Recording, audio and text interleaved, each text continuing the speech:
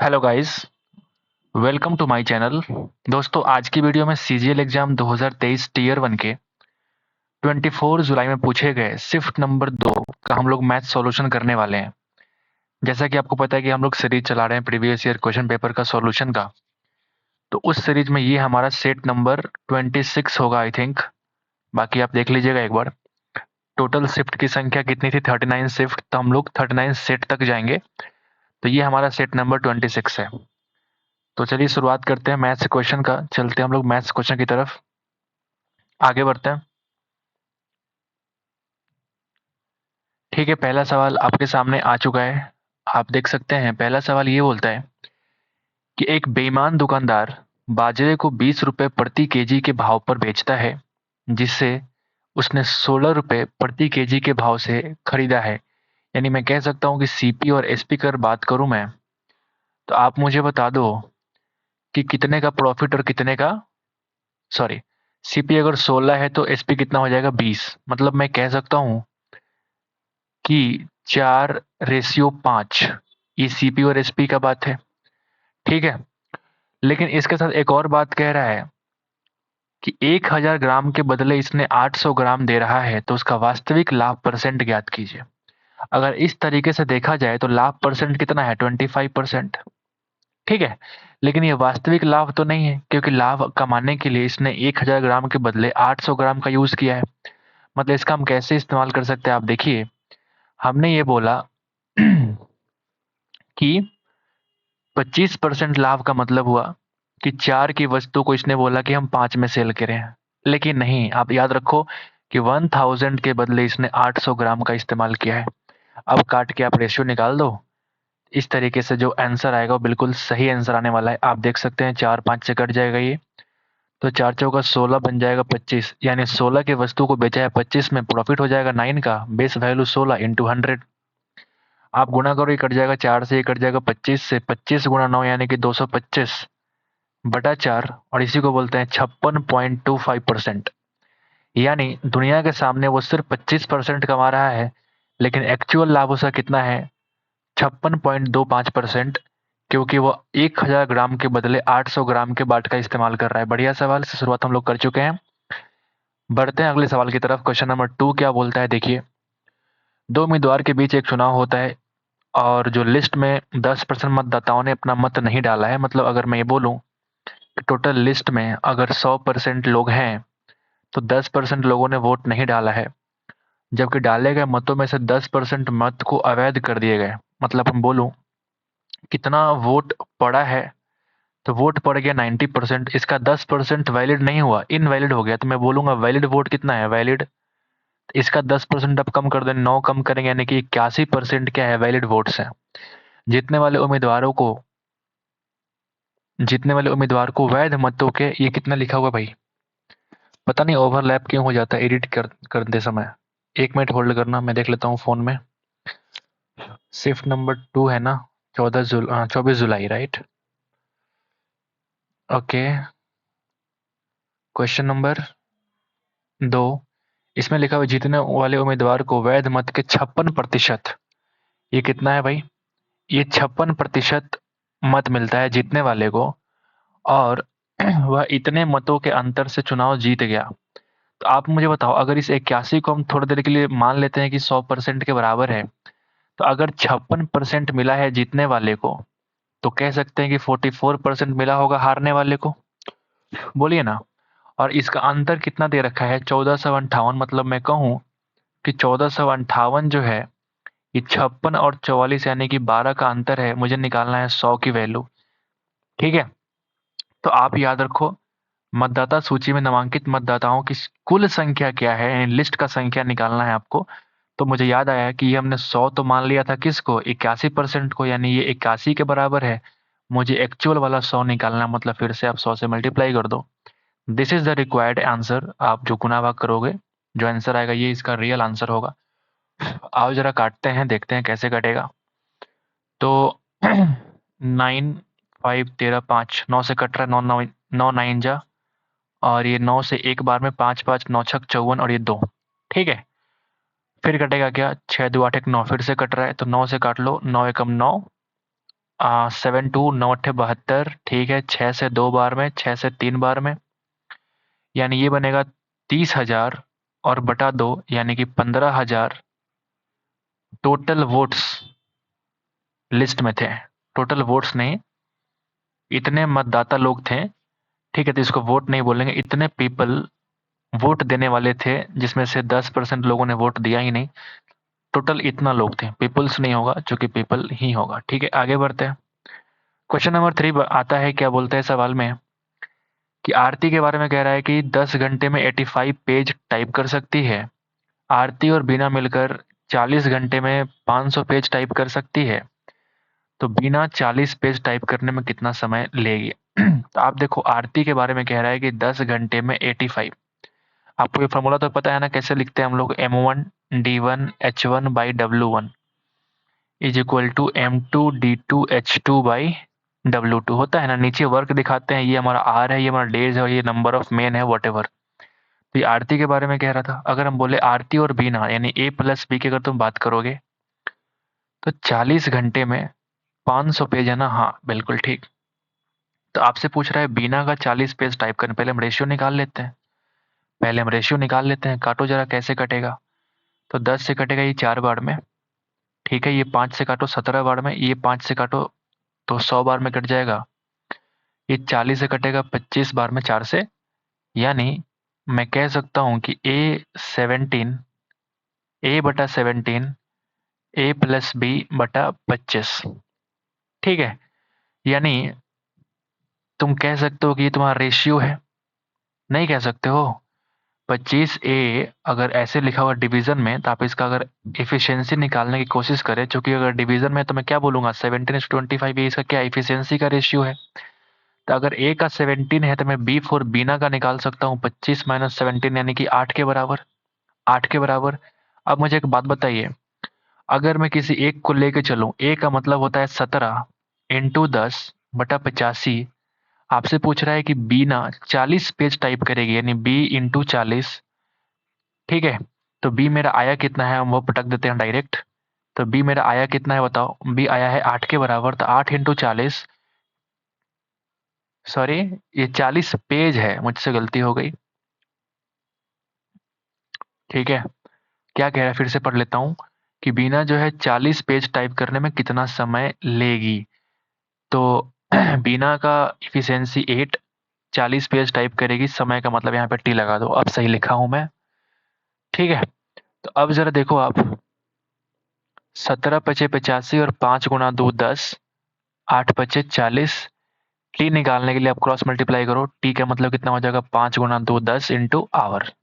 10 घंटे लेगा बिना इस काम को पूरा करने में, 40 पेज को टाइप करने में। बढ़िया सवाल था, आप इस फार्मूला का इस्तेमाल करके बना सकते हैं, MDH/W1 MDH/W2। आगे बढ़ते हैं। 3 संख्या इतने के अनुपात में है, सबसे छोटी और सबसे बड़ी संख्या के बीच का अंतर 12 है। तो अगर आपको रेशियो दे रखा है 3 संख्या के, रेशियो को सिंप्लीफाई करते हैं, बताओ कैसे निकालेंगे? तो आप बताओ, 5, 6 और 10 का एलसीएम कितना हो जाएगा? हम मान लेते हैं कि तीनों का एलसीएम कितना हो जाएगा, एलसीएम निकाला जा रहा है, 30 हो पाएगा क्या? हाँ बिल्कुल 30 हो पाएगा। तो 30 से काटो जरा, 5×6 = 30, तो 6×4 = 24 पहला। फिर हम बोलेंगे 6×5 = 30, 5×5 = 25 दूसरा। फिर 10×3 = 30 और 3×9 यानी कि 27। आपको पता चल गया, तीनों का जो रेशियो है वो पता आपको चल चुका है। आपने बोला कि सबसे छोटी और सबसे बड़ी संख्या के बीच का अंतर 12 है, मतलब छोटी और बड़ी 3 की वैल्यू कितना है, 12 के बराबर। तो वह संख्या ज्ञात करें जो ना तो सबसे छोटी है ना सबसे बड़ी, यानी कि बीच की वैल्यू निकालनी है। 25 का वैल्यू क्या होगा? अगर 3 का वैल्यू 12 है तो 12/3 इंटू 25 करेंगे तो हमको जो वैल्यू रिक्वायरमेंट है वो मिल जाएगा। 3×4 = 12 यानी 25×4 = 100 इस सवाल का आंसर है। बढ़िया सवाल। आगे बढ़ते हैं, क्वेश्चन नंबर 5 की तरफ चलते हैं। दो व्यक्ति एक स्थान से क्रमशः इतने और इतने की चाल से चलते हैं। यात्रा को पूरा करने के लिए पहला व्यक्ति दूसरे व्यक्ति से 20 मिनट अधिक लेता है। ठीक है, आप पहले लिखते हूँ, स्पीड लिखता हूँ 9 kilometre per hour, 12 kilometre per hour. यात्रा के डिस्टेंस ज्ञात करें। डिस्टेंस क्या होगा? इसका बेस्ट मेथड पता है क्या होगा? आप मुझे बताओ। 20 मिनट कम लेता है, ठीक है, तो ये मिनट एक्चुअल में क्या है? अगर मैं बोलूं कि अगर इसका स्पीड 3 किलोमीटर पर आवर इससे ज़्यादा है, इसका मतलब ये 20 मिनट कम लेगा। मैं कह सकता हूँ इसको आसान भाषा में, मतलब 3 किलोमीटर एक्स्ट्रा होने का मतलब मैं कह सकता हूँ कि 9 का 1/3 प्लस हुआ है। सिंपल मैं बोलूँ अगर आपसे, ए बी रूल एक होता है ना, आपको पता है ना, उसी से हम करने वाले हैं ए बी रूल। ठीक है, रेमो सर ने पढ़ाया होगा आपको। ठीक है, तो उसमें क्या लिखा हुआ था कि अगर हम 9 से 12 कर रहे हैं, यानी कि 3 किलोमीटर एक्स्ट्रा किया हमने। 3 किलोमीटर का मतलब होता है 9 का 1/3। अगर आपने स्पीड में 1/3 का बढ़ोतरी किया है, तो टाइम के अंदर एक इन दोनों का सम करो, 1 और 3 यानी कि 4 का 1/4 का डिफरेंस होगा। अगर स्पीड तुम्हारा 1/3 से बढ़ जाए तो टाइम तुम्हारा 1/4 से घट जाएगा, और घटा हुआ टाइम कितना है 20 मिनट, यानी 1/4 की वैल्यू 20 मिनट के बराबर है। यानी 1 की वैल्यू कितनी हो जाएगी 80 मिनट के बराबर है। 80 मिनट किसके हिसाब से, ये फर्स्ट वाले के हिसाब से, यानी 9 kilometre per hour into 80/60 minute. ये तुम्हारा एक्चुअल डिस्टेंस जो आपको रिक्वायरमेंट है वो मिलने वाला है। ठीक है, ये हो जाएगा 4, ये हो जाएगा 3, 3 × 3 यानी कि 4×3 = 12 किलोमीटर डिस्टेंस एक्चुअल है। ठीक है, उम्मीद करते हैं कि आपको समझ में आ गई होगी। अगर आपको समझ में नहीं आता है तो इसको आप फंडामेंटल तरीके से भी कर सकते हैं। ठीक है, तो यात्रा की दूरी कितनी हो जाएगी 12 किलोमीटर। बहुत ही बढ़िया सवाल है। ठीक है, आगे बढ़ते हैं, क्वेश्चन नंबर 6 के पास चलते हैं। एक निश्चित कार्य को बी और सी द्वारा एक निश्चित कार्य को बी और सी द्वारा मिलकर पूरा किए जाने में लगे दिनों की संख्या से, ये क्या है 1.5 लिखा हुआ है, क्या लिखा हुआ है यार, एक मिनट रुक जाओ। क्वेश्चन नंबर 6, हाँ ये 1.5 टाइम्स है। ये क्या है 1.5 टाइम्स, 1.5 गुना दिनों में कर सकता है। ठीक है, ए और बी का बी प्लस सी ऐसा लिखा हुआ है। अगर तुम टाइम का रेशियो निकालोगे तो आप देखो 1.5 टाइम्स, तो क्यों ना इसको हम 3 लिखें, इसको हम 2 लिखें। अगर टाइम ऐसा है तो इफिशियंसी उल्टा हो जाएगा। ठीक है, यदि ए और बी मिलकर उक्त कार्य को 30 दिन में कर सकते हैं। ठीक है, ए और बी मिलकर उसी कार्य को, आपसे बोला यहाँ पे टाइम का रेशियो दे रखा है और यहाँ तुम्हारा एक्चुअल टाइम दे रखा है। बढ़िया सवाल लगता है मुझे। ए और बी उसी कार्य को 30 दिन में कर सकते हैं, ये एक्चुअल टाइमिंग है। ये नंबर ऑफ डेज आपको दे रखा है 30 दिन, जबकि सी अकेले इसे 120 दिन में कर सकता है। तो बी इस कार्य को अकेले कितने दिनों में करेगा। ठीक है, आप मुझे बताओ, अगर टाइम का इफिशियंसी 3 और 2 है तो मैं बोल सकता हूँ कि इफिशियंसी, कार्य करने की क्षमता कितनी हो जाएगी सॉरी, इसकी वैल्यू हो जाएगी 2:3, बोल सकता हूँ ना। ठीक है, यहाँ पे अगर मैं इन दोनों का एलसीएम निकालूंगा तो 120 आएगा। तो यहाँ पे जो इफिशियंसी आ रही है वो कितनी आ रही है पहले ये बताओ। तो यहाँ पे इफिशियंसी आ जाएगी 3×4 = 12 और ये 1 5। तो यहाँ भी 3 और 2 5 के बराबर, यहाँ भी 4 1 5 के बराबर, मतलब इफिशियंसी में कोई फर्क नहीं पड़ा। मतलब मैं आसानी से ए और बी और सी का इफिशियंसी निकाल सकता हूँ। बोलो कैसे। ए का मुझे पता है 2, 2 मैंने यहाँ रख दिया। बी और सी का 3 है, लेकिन यहाँ आप यहाँ देखो, सी का मुझे 1 दिख रहा है तो 1 लिख दो, यानी ऑफ कोर्स बी का भी 2 बचेगा ना, तब तो दोनों का सम 3 आएगा। यानी इन तीनों का मुझे इफिशियंसी पता लग चुका है। कार्य हमारा 120 है, तो बी को करवाना है काम, तो बी से आप डिवाइड कर दो 2 से, यानी 60 डेज में ये काम पूरा हो पाएगा। बढ़िया सवाल, बेहतरीन सवाल। आगे बढ़ते, क्वेश्चन नंबर 7 क्या बोलता है। एक मोबाइल फोन का जो अंकित मूल्य है भाई, वो तुम्हारा 15,000 रुपया है। दुकानदार उसे 13,500 में बेचता है, तो छूट कितना है। अरे भाई 10% छूट दिया, तब तो 1,500 रुपए का डिस्काउंट मिला। इस सवाल पूछते हैं कि वो तुम इस तरह के। क्वेश्चन नंबर 8 क्या बोलता है कि साइन ए प्लस बी, तो फॉर्मूला पूछ लिया भाई, sign A cos B, cos A sine B. आगे बढ़ता हूँ, टाइम वेस्ट नहीं करते हैं। एक कमरे की लंबाई चौड़ाई ऊंचाई दे रखी है, तो 7.5 रुपए प्रति वर्ग मीटर के दर से कमरे के चारों दीवारों और छत पर सफेदी करने की लागत ज्ञात करें। अब याद रखिएगा, कमरे के चारों तरफ और छत, यानी फर्श की बात नहीं कर रहा। अगर फर्श की बात कर रहा होता तो हम संपूर्ण पृष्ठीय क्षेत्रफल यानी कि टोटल सरफेस एरिया निकालते, लेकिन यहाँ पे आपसे कह रहा है कि नहीं, चारों दीवारों का एरिया निकालो और फिर ऊपर वाला सीलिंग का एरिया निकाल के उसमें 7.5 से मल्टीप्लाई करो। बढ़िया सवाल है, आओ जरा करते हैं। LBH मालूम है आपको, मैं जरा फार्मूला भूल जाता हूँ, याद दिलाइएगा मुझे। तो चारों दीवारों का क्षेत्रफल कितना होता है, 2 times H into L plus b. ठीक है। अब अगर मैं सीलिंग की बात करूंगा तो सीलिंग में हाइट तो होता नहीं है, यानी एल इंटू बी। इस फॉर्मूले में जो तुम्हारा वैल्यू आएगा उसको अगर हम इतने से गुणा करा देंगे, यानी 15/2 से मल्टीप्लाई कर देंगे, तो इतना रुपया लगेगा आपको, जो भी आपसे पूछ रहा है छत की सफेदी करने की लागत। तो आओ जरा पटक देते हैं वैल्यूज को। 2 × h यानी 6 × 2 कितना हो जाएगा 12। एल प्लस बी का मतलब 10 + 8 यानी कि 18। ठीक है, 12 × 18 प्लस एल इंटू बी 10 × 8 यानी कि 80। इस पूरे को आपको 15/2 से मल्टीप्लाई करना है, तो कर ही देते हैं। 2 कॉमन निकालो, यहाँ से 2 से काट लो, ये कट जाएगा 40, ये कट जाएगा 6।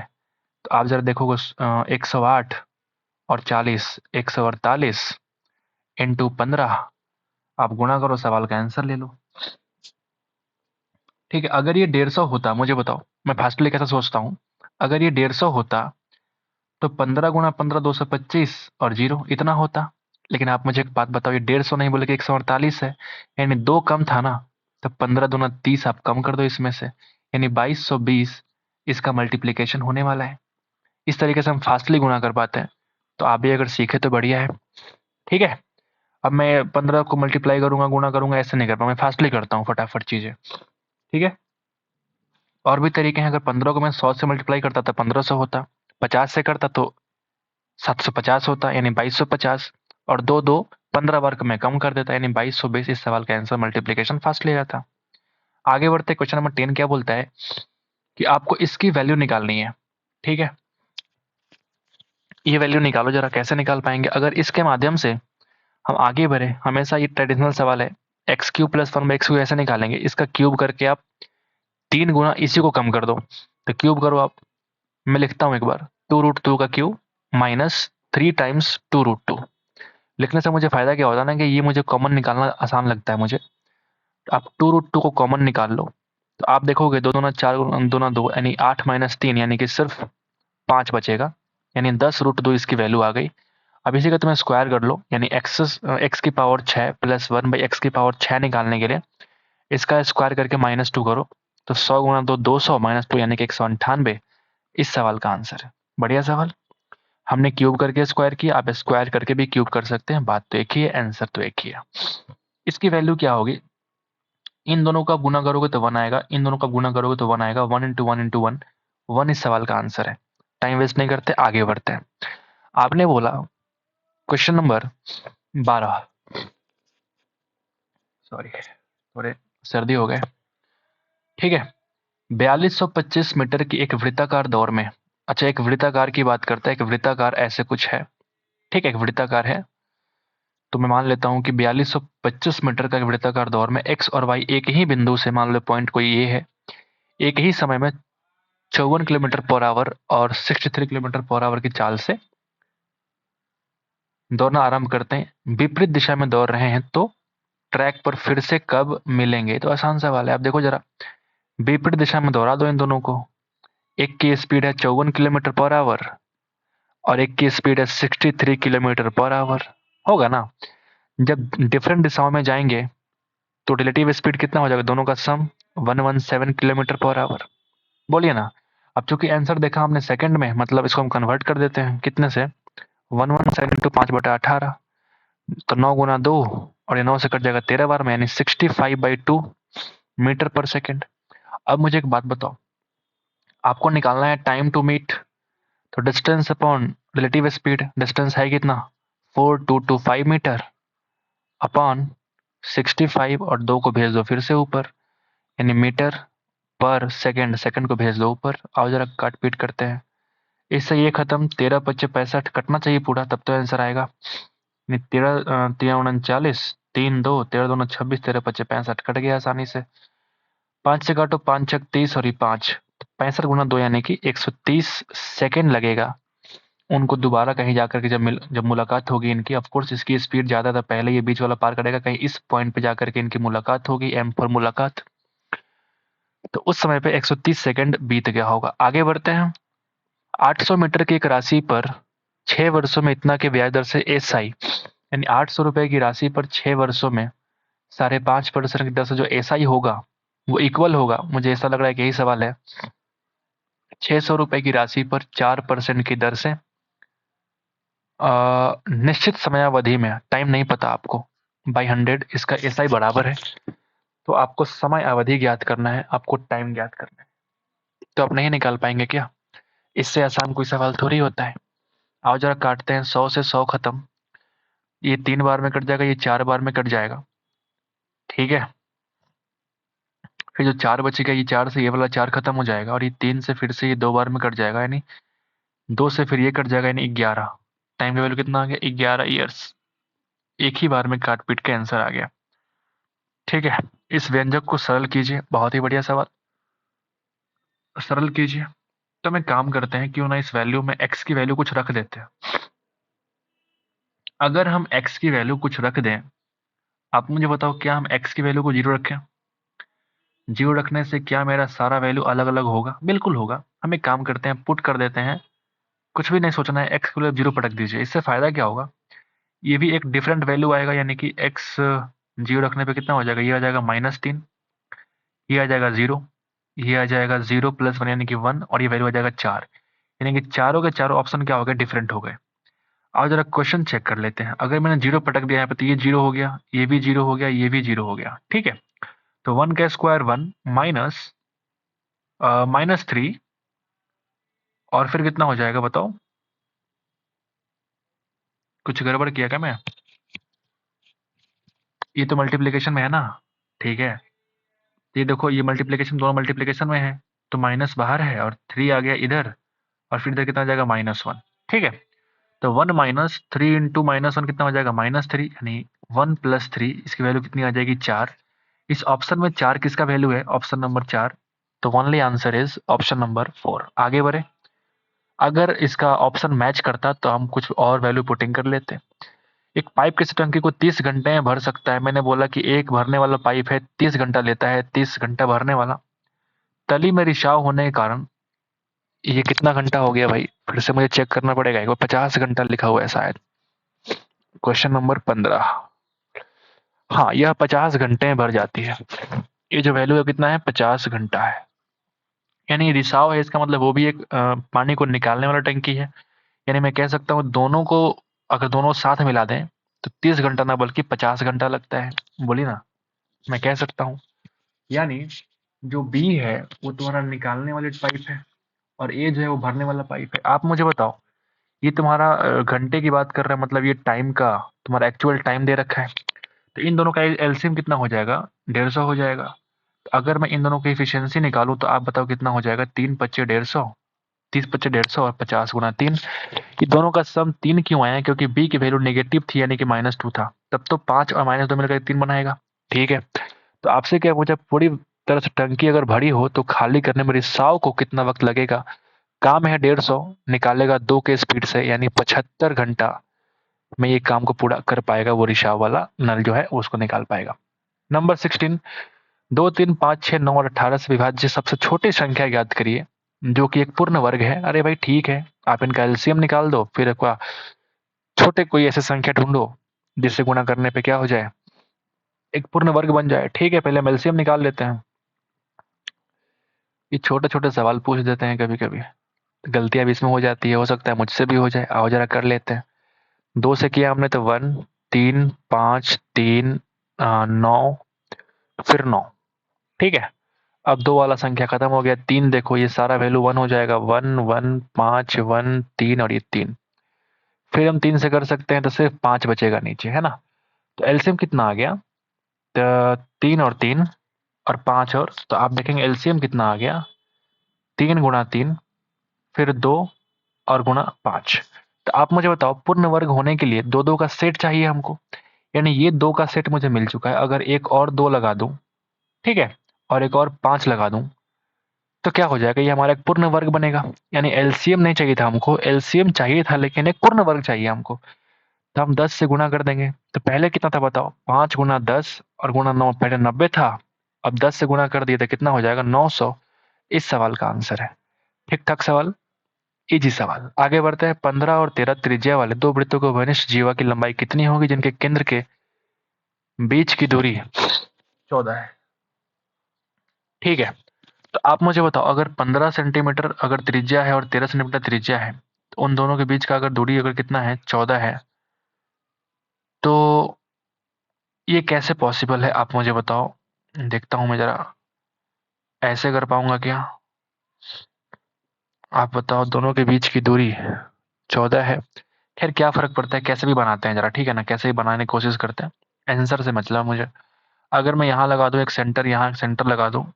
आपने बोला ये जो वैल्यू है ना, ये वाला जो रेडियस है, ये वाला, और एक ये रेडियस है।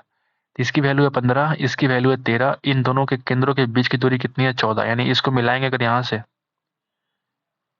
ये 14 है। सॉरी, ठीक तो है? अरे हाँ, सही तो लिखा था हमने। अगर मान लो ये तुम्हारा सेंटर C1 है और ये तुम्हारा सेंटर C2 है, तो C1 से लेकर C2 की दूरी कितनी हो जाएगी? 14 सेंटीमीटर। यही ना दिया हुआ है। तो आपसे पूछ रहा है कि जिनके केंद्र के बीच की दूरी 14 है, तो उभयनिष्ठ जीवा की लंबाई, ठीक है, जीवा कौन सा होगा? यहाँ से लेकर के यहाँ तक लंबाई, इसको बोलेंगे उभयनिष्ठ जीवा। तो अगर मैं यहाँ से इसकी वैल्यू निकाल दूं और उसी को अगर दोगुना कर दूं, तो मेरा काम पूरा हो जाएगा। ठीक है, तो इसमें आपको दो तरह के फॉर्मूले अप्लाई करने पड़ेंगे। अब मैं बताता हूँ कौन सा फॉर्मूला अप्लाई होगा। आप देखो जरा, एक बार ये लंब और एक बार ये लंब, दोनों को अप्लाई करो, आंसर मैच होगा। ठीक है, अगर मैं इसको, इस लेंथ को x मान लूं और इस लेंथ को, ये जो, इसको y मान लूं, तो यहाँ से यहाँ तक की वैल्यू कितनी हो जाएगी? 14 माइनस वाई। घबराइए मत, आसानी है सवाल, मुश्किल नहीं है। तो एक बार मैं क्या लगाऊंगा, देखो जरा, एक बार मैं लगाऊंगा तो आप देखेंगे x square plus y square की वैल्यू 13 का स्क्वायर।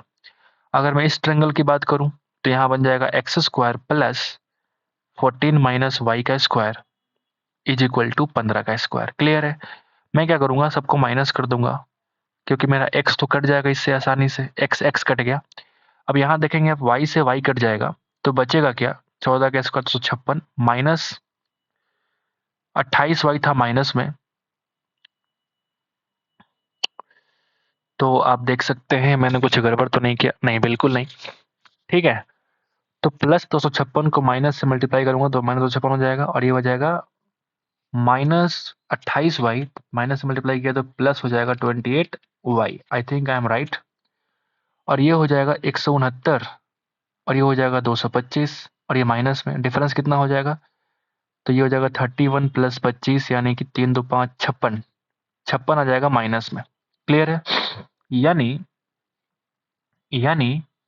28y की जो वैल्यू है वो कितना हो जाएगा बताओ? इसको भेजो उधर, तो 56 कम कर देंगे क्या?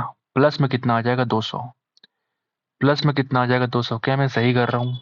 मुझे नहीं पता, कभी कभी लगता है कन्फ्यूजन सा मन में। तो आप काटो 4 से 7 बार में, 4 से 50 बार में, यानी 50/7 तुम्हारा y का वैल्यू आया है। लेकिन हमें y तो चाहिए नहीं, हमें चाहिए x की वैल्यू। x कैसे निकालें? किसी एक वैल्यू में पटक दो। क्या मैं सही कर रहा हूँ यार? देख लेते हैं यार। एक्स स्क्वायर प्लस वाई की वैल्यू 50 का स्क्वायर करो 2500 बटा 49 इज इक्वल टू 169। इतना गुना करवाएगा यार? ये तो बड़ा अजीब बात हो गया फिर। इतना गुना कौन करवाता है? बोलो बोलो। तो क्या मैं एक्स स्क्वायर की वैल्यू निकालने के लिए 16 माइनस 2500 अपॉन 49, इतना मुझे गुना करना पड़ेगा? ऐसे तो नहीं होना चाहिए, इस तरह से वैल्यू तो नहीं आनी चाहिए। क्या मैंने सही किया है सब कुछ? केंद्रों के बीच की दूरी है 14 और 15 cm 13 cm। अच्छा, कहीं मेरा मानना ही तो गलत नहीं है? क्योंकि मुझे लगता है, अगर थोड़ी देर के लिए मुझे एक बात बताओ, अगर मैं सेंटर की बात करूं तो यहाँ से यहाँ तक की दूरी 14 कैसे हो पाएगी अगर इस पॉइंट से लेके यहाँ तक की दूरी ही 15 के बराबर है? अच्छा, फिर तो यार जबरदस्त सवाल हो गया ये। क्योंकि आप मुझे बताओ, अगर बीच की दूरी 14 है ना, बहुत बढ़िया सवाल हो गया फिर तो यार। टाइम वेस्ट नहीं होगा, मतलब ये कुछ तो सिखाएगा। क्योंकि आप बताओ, अगर मैं C1 C2 को यहाँ पे रखूंगा तो ये बताओ इसकी दूरी 15 से ज्यादा होगी ना, क्योंकि इसकी वैल्यू मैंने कितना ले रखा है? 15, तो 15 से अधिक हो गई, तो 14 कैसे हो सकता है? यानी ये सेंटर थोड़ा अंदर की तरफ शिफ्ट करेगा और ये वाला सेंटर यहाँ कहीं लाइक करेगा, यहाँ पे। अच्छा, मैं थोड़ी देर के लिए फिर से मैं इसको मिटा रहा हूँ पूरे को, ठीक है? बहुत बढ़िया सवाल है ये। थोड़ा टाइम लगेगा तो लगेगा, क्या फ़र्क पड़ता है? कितना तेज़ी में हो भाई, है ना? मुझे तो कोई दिक्कत नहीं लग रहा है। आओ ज़रा फिर से कर लेते हैं, गलतियाँ तो होती रहती है, इतना क्या सोचना है? मतलब एक सेंटर तो उधर होगा और एक सेंटर आप देखो किधर होगा, एक सेंटर तुम्हारा इधर कहीं। फिर से कर लेता हूँ, रुक जाओ। बड़ा अजीब तरह का क्वेश्चन है ये। एक सेंटर तुम्हारा यहाँ पे ऐसे, अच्छा फिर से गलती हो गई। यहाँ पे मुझे ऐसे बनाना पड़ेगा। बता रहा हूँ मैं कैसे, क्योंकि ये सेंटर वाला जो है ना, इसका वाला ये अंदर की तरफ यहाँ पे है। ठीक है, अब जरा देखो, क्योंकि यहाँ से लेकर, आप देखो जरा, इस पॉइंट से लेकर इस पॉइंट की दूरी, यहाँ तक की दूरी 15 है, तो सेंटर से थोड़ा कम रहेगा तब तो ये 14 आएगा। बहुत बढ़िया सवाल है भाई, बहुत बढ़िया सवाल है। ठीक है, तो अब जरा मैं करके देखता हूँ कि मेरा फॉर्मूला काम करता है कि नहीं। ये 15 है, यहाँ से यहाँ तक की दूरी कितनी, 14, सॉरी 13 ना, 13, ये दूरी हो जाएगी 14। यानी अब अगर तुम यहाँ से मैच करोगे तो तुम्हारा वैल्यू मिलेगा। बढ़िया। अगर ये वाला x है, अगर ये पूरा तुम्हारा 14 है ना, तो मान लिया हमने इस अंदर वाले को मान लिया हमने y, तो ये वैल्यू कितना हो जाएगा, 14 माइनस वाई। फिर तो वही बात हो गई ना यार, फिर तो वही बात हो गई यार, फिर तो कुछ ज्यादा ये अंतर नहीं पड़ा। फिर तो यार समझ ही नहीं आ रहा मैं क्या करूं। फिर तो आप कैसे कर पाओगे? यानी ये 14 माइनस वाई है और ये वाई है। फिर से एक बार ट्राई करूं क्या मैं दोबारा फॉर्मूला अप्लाई करके? फिर वही वैल्यू आएगा। अगर मैं इसको पूरे को 14 मान के चलता हूँ जो कि दे रखा है बीच की दूरी, तो ये एक्स स्क्वायर, ये वाई स्क्वायर और ये 14 माइनस वाई का होल स्क्वायर। सही है ना? सही है ना? मैं फिर से कर लेता हूँ एक बार ताकि थोड़ा कंफ्यूजन ना हो। तो एक बार मैं लिख सकता हूँ x square plus 14 minus y का स्क्वायर इज इक्वल टू 15 का स्क्वायर 225। और एक बार लिखूंगा x square plus y square is equal to 13 का स्क्वायर 169। हमने क्या करा, प्लस को माइनस कर दो सबको, तो यहाँ से क्या होगा, एक्स स्क्वायर कट जाएगा, ये वाई स्क्वायर जो आएगा वो कट जाएगा, 256 बचेगा। अच्छा, हमने मिस्टेक कर रखा है ना यार, थोड़ा सा मिस्टेक। पिछला वाला भी सही था ना। अरे यार, 14 का स्क्वायर कितना हो जाएगा, 196 होता है ना भाई। हद है, कभी कभी छोटी छोटी मिस्टेक ना दिमाग खराब कर देती है। माइनस 14 गुना 2 यानी कि 28 वाई, ये वैल्यू आ जाएगा कितना, तो ये आ जाएगा 56 के बराबर। I think I am right. तो अगर आप यहाँ से कॉमन निकालेंगे ना, तो 14 से काट भी सकते हैं इसको। 14 गुना 2, सॉरी 14 गुना 4, 14 गुना 2 और 14 गुना 14। फिर से काट लो, दो, 2 बार में और ये 7 बार में, यानी 7 माइनस वाई की वैल्यू कितनी आ गई, 2, यानी कि वाई की वैल्यू आ गई 5। अगर वाई की वैल्यू 5 आ गई तो आप मुझे बताइए इसकी वैल्यू कितनी है, 9 के बराबर। अच्छा, अगर ये 9 है और ये वाला वैल्यू 5 है, तो 13 5 तो एक्स की वैल्यू 12 होगी। ये तो सिंपल हो गया। फिर यहाँ पे अप्लाई कर दो आप, एक्स स्क्वायर इज प्लस 5 का स्क्वायर इज इक्वल टू 169, यानी एक्स स्क्वायर की वैल्यू कितना, 25 कम करो 144, यानी एक्स की वैल्यू कितनी आ गई, 12 cm। पहले वाला भी सही था, ये वाला भी सही है। फिगर डिफरेंट करने से कोई फर्क नहीं पड़ा, मुझे लगा कि फर्क पड़ जाएगा लेकिन फर्क नहीं पड़ा। चलो, इससे कुछ तो सीख मिला कि अगर सेंटर उल्टा पुल्टा बनाएंगे तब भी कोई फर्क नहीं पड़ेगा, हमारा आंसर सेम ही आएगा। हमने कुछ गड़बड़ किया था, वो ये था कि 14 का स्क्वायर हम 256 लिख रहे थे। आपको अगर ध्यान होगा तो आपने देखा भी होगा पिछले वाले में जो हमने मिटा दिया था।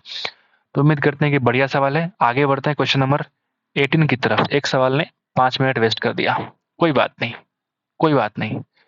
ठीक है, पी और क्यू मिलकर एक कार्य को 6 दिन में कर सकते हैं। पी और क्यू मिलकर एक कार्य को 6 दिन में कर सकते हैं। यदि पी, यहाँ पे लिखा हुआ पी अकेले 18 दिन में कार्य को पूरा कर सकता है, तो क्यू कार्य पूरा करने में कितना वक्त लगाएगा, ये तुम्हारा टाइम का है। तो कोई बात नहीं, यहाँ पे आप निकाल लो एफिशिएंसी का रेशियो। 6 18 का एलसीएम कितना होता है, 18, यानी 6 3 18, 18 एकम 18, यानी ऑफकोर्स अगर दोनों का सम 3 है तो क्यू की एफिशिएंसी हो जाएगी 2, 2 से आप डिवाइड करो यानी कि 9 डेज इस सवाल का आंसर है। कुछ नहीं था सवाल में। आगे बढ़ते, क्वेश्चन नंबर 19 क्या बोलता है कि एक्स वाई का वैल्यू अगर दे रखा है तो आपको इसकी वैल्यू निकालनी है। क्या करना है यार, 1+4 यानी कि 5 के बराबर। क्यों फॉर्मूला अप्लाई करना है, सिंपलेस्ट है ये, इजीएस्ट क्वेश्चन ऑफ द सेफ्ट। कितने विद्यार्थी ने 20 से कम अंक प्राप्त किए हैं, आप मुझे बताओ। 20 से कम अंक प्राप्त करने वाले लोगों की संख्या, विद्यार्थियों की संख्या, ऑफ कोर्स ये दे ही रखा है कि 5 के बराबर है। तो सवाल तुम पूछते क्यों हो भाई, इस तरह का सवाल 5 ही आंसर होगा ना। बेकार हमने पीछे वाले क्वेश्चन को बोल दिया इजीएस्ट। इससे इजी तो ये वाला था। आज और ये देखते हैं, स्कूल क्यू और आर को मिलाकर, where is Q where is R, this is Q this is R, ठीक है। तो आप मुझे बताओ, क्यू और आर को मिलाकर कक्षा 9 में पढ़ने वाले छात्रों, कक्षा 9 की तरह ये वाला कक्षा 9 है, क्यू आर को मिलाओ, इन दोनों को मिलाया हमने, कितना हो जाएगा 300। 300 हो गया ना। हाँ ठीक है। स्कूल एस टी को मिलाकर, एस और टी इधर है, इधर आ जाओ, कक्षा 6 किधर है, ये वाला, छात्रों का अनुपात निकालो, दोनों का सम कितना हो जाएगा 280 286, नहीं होगा। तो अगर आप काटेंगे तो 150 और 143। So this is answer. किस तरह का सवाल पूछ रहे हैं यार, एक सवाल डालते हैं बढ़िया, बाकी 2-3 सवाल गंदा कर देते हैं यार। चलो फिर से अच्छे सवाल का मुझे उम्मीद है, देखता हूँ क्या आता है। अगर अगर मैं थीटा को मान लूँ 45, आप मुझे बताओ, तो ये और ये ऑप्शन चेंज नहीं होंगे, लेकिन ये वैल्यू हो जाएगा 1/√2 और ये हो जाएगा -1/√2। तो सारे ऑप्शन डिफरेंट हो गए, कोई बात नहीं, आओ जरा पटकते हैं। तो m की वैल्यू क्या आने वाली है, √2 + 1, क्योंकि इसकी वैल्यू हो जाएगी 1, इसकी वैल्यू हो जाएगी √2, हो जाएगा ना। तो आपसे पूछ रहा है कि m² -1 यानी इसका स्क्वायर कितना होगा, पहले वो निकाल लो। m² कितना हो जाएगा, 2 + 1 यानी कि 3 + 2√2 होगा। अगर -1 करेंगे इसमें, तो देखो जरा, 3 + 2√2 -1 और ये हो जाएगा 3 + 2√2 + 1। तो आप जरा देखोगे, 3 में से 1 कम किया यानी 2 + 2√2 और नीचे हो जाएगा 4 + 2√2। 2 कॉमन निकाल के आप काट दो, 2 कॉमन निकाल के आप जरा काटो तो कितना आएगा बताओ। तो बनेगा 1 + √2 या √2 + 1 और नीचे लिख सकते हैं, अच्छा अच्छा अच्छा, ओहो ये तो आसान हो गया फिर। अरे यार, काटने नहीं है, आप देखो मैं कैसे बता रहा हूँ। आप क्या करो, ऊपर छोड़ दो 2 + √2, 2 + 2√2। कुछ मिस्टेक तो नहीं किया ना मैंने, मुझे बड़ा डर लगा रहता है यार कि मिस्टेक होता है तो फिर टाइम वेस्ट हो जाता है। ठीक है ना, मिस्टेक होता है, टाइम वेस्ट हो जाता है। हाँ ठीक है, अभी तक तो ठीक है। मैं क्या करता हूँ, 2 + 2√2 और नीचे हम √2 को कॉमन निकालते हैं, ठीक है। √2 कॉमन निकाला हमने तो क्या बचेगा, यहाँ बच गया 2 और यहाँ बच गया आपका 2√2। ठीक है, यही यही हम सोच रहे थे उस समय से। अब ये पूरा वैल्यू इससे कट जाएगा, यानी ये वैल्यू आ गया 1/√2 और 1/√2 अगर थीटा 45 हो तो उस केस में कॉस थीटा के वैल्यू के बराबर होता है, जो कि हम ऑप्शन पहले निकाल चुके हैं, ऑप्शन नंबर बी। यानी ये किसके बराबर है, कॉस 45 के। तो ये एक थोड़ा बढ़िया सवाल आपको देखने को मिला है। आगे बढ़ते हैं, क्वेश्चन नंबर 23 क्या बोलता है। 60 विद्यार्थियों की कक्षा में 20 लड़कियां हैं, आप देखो गर्ल्स और बॉयज, अगर 20 लड़कियां हैं तो आप बोलेंगे 40 बॉयज हैं, ठीक है। कक्षा में लड़कों का जो औसत भार है वो 40 लिखा हुआ है क्या, जबकि लड़कियों का 35 है। आओ जरा चेक कर लेते हैं पहले, 40 है ना, कंफर्म कर लो। हाँ 40 है, ठीक है। यानी आपने बोला कि बॉयज का जो एवरेज है वो 40 केजी है, लड़कियां 35 केजी की एवरेज है, ठीक है। संपूर्ण कक्षा का औसत निकालना, औसत निकालने के लिए 20-40 का मतलब ही नहीं, आप 1-2 लेकर के एवरेज इसका क्या बोलते हैं, रेशियो निकाल के भी काम कर सकते हैं। 31 × 35 प्लस 4 दूना 80 और बटा 3, 115/3 कर लो गुणा भाग जो भी है। 3 3 जा 2 5 8 जा 3 3। This is the required average weight of whole students. आगे बढ़ते हैं, tan थीटा का वैल्यू दे रखा है यहाँ पे। अगर x द्वितीय चतुर्थांश में है, ये बहुत इंपॉर्टेंट है, तो इसका वैल्यू क्या होगा, ठीक है। अगर मुझे बताओ tan x की वैल्यू -12/5 है, ये माइनस इसलिए क्योंकि ये किसमें है, सेकंड क्वाड्रेंट में, मतलब मैं बोल सकता हूँ ये p है और ये हमारा b है, तो h की वैल्यू 13 हो जाएगी। ठीक है, तो साइन का मतलब क्या हो जाएगा मुझे बताओ। सेकेंड क्वाड्रेंट में साइन पॉजिटिव होता है दोस्त, माइनस नहीं ले सकते, यानी p अपॉन h यानी कि 12/13। और सेकेंड क्वाड्रेंट में कॉट होता है नेगेटिव, मतलब फिर से मुझे माइनस लगाना पड़ेगा। 10 का उल्टा यानी कि 5/12। आई थिंक आप समझ गए होंगे बात को। एलसीएम कितना हो जाएगा 156, क्रॉस मल्टीप्लाई करो 144, माइनस गुना माइनस कितना प्लस, और 13 पंजे 65 यानी कि 209/156 इस सवाल का आंसर है। मैंने बोला था ना, द्वितीय चतुर्थांश यानी सेकंड क्वाड्रेंट में क्या होता है, इस वाले क्वाड्रेंट में साइन एंड कॉसेक पॉजिटिव होता है, बाकी सारे के सारे क्या होते हैं, नेगेटिव होते हैं। इसलिए हमने साइन के वैल्यू को लिया है पॉजिटिव में और कॉट के वैल्यू को लिया है हमने नेगेटिव में। उम्मीद करते हैं कि आपको समझ में आ गई होगी। चलते हैं आखिरी सवाल की तरफ। क्या कहते हैं आखिरी सवाल, 25 नंबर सवाल। ठीक है, एबीसी में डी जो है बीसी का एक मध्य बिंदु है। ठीक है, एबीसी बनाते हैं जरा पहले हम। एबीसी देखो जरा, ए बी सी, एबीसी में क्या है, बीसी का मध्य बिंदु हमारा डी है और जी इसका केंद्रक है। ठीक है, अगर ये मध्य बिंदु है तो ऑफकोर्स मैं कह सकता हूँ कि एडी क्या है, एडी इज मेडियन, मैं बोल सकता हूँ ना दोस्त। ठीक है, तो जी कहीं यहाँ पे रहा होगा, जी मीडियन, और ये इसको 2:1 में क्या करता है, डिवाइड करता है। तो आपसे बोलता है कि जी डी अगर 10 cm के बराबर है, यानी 1 के बदले ये कह रहा है कि 10 है, तो यानी ए जी कितना होगा 20। तो ए डी की लंबाई निकालो, ए से डी कितना हो जाएगा 20 + 10 यानी कि 30 सेंटीमीटर इस सवाल का आंसर है। आसान सवाल से हम लोगों ने खत्म किया है। तो उम्मीद करते हैं कि आपको ये सवाल समझ में आ गया होगा सारे सवाल। एक सवाल जो बीच में था हमने दोबारा सर्कल वाला काट के दोबारा बनाया था, उसमें एक सिंपल सा कैलकुलेशन मिस्टेक की वजह से दोबारा हमें लगा कि उस तरह से बनाया जाएगा, लेकिन नहीं, वो बिल्कुल उसी तरीके से, बिल्कुल सही तरीके से बन गया था। तो उम्मीद करते हैं कि आपको पसंद आया होगा। तो लाइक कर देना दोस्तों, सब्सक्राइब करिए हमारे चैनल को, थोड़ा मोटिवेट कीजिए हमें। ठीक है, मैंने भी एसएससी सीजीएल क्रैक किया है 2 बार, 2 बार क्रैक किया है। फिलहाल मैं दिल्ली में पोस्टेड हूँ। फिलहाल मैं दिल्ली के अंदर कृषि भवन, आपने नाम सुना होगा कृषि भवन, जो राष्ट्रपति भवन के सामने है, वहाँ मेरी पोस्टिंग है। मैं एज ए अकाउंटेंट काम कर रहा हूँ। मैं एज ए अकाउंटेंट काम करता हूँ in CGA. I am a CGA accountant, right. मेरी पोस्टिंग कहाँ पे, कृषि भवन में। मैंने 2 बार क्रैक किया। एक बार इनकम टैक्स मुझे टीए मिला था, इनकम टैक्स टीए मुंबई। तो मुंबई मुझे जाना प्रीफर नहीं किया मैंने। तो still I am working as accountant in Krishi Bhavan, Delhi, right? So I hope all the best for. So I, so I hope everything is good in this session, and thank you so much for watching the video. Thank you so much.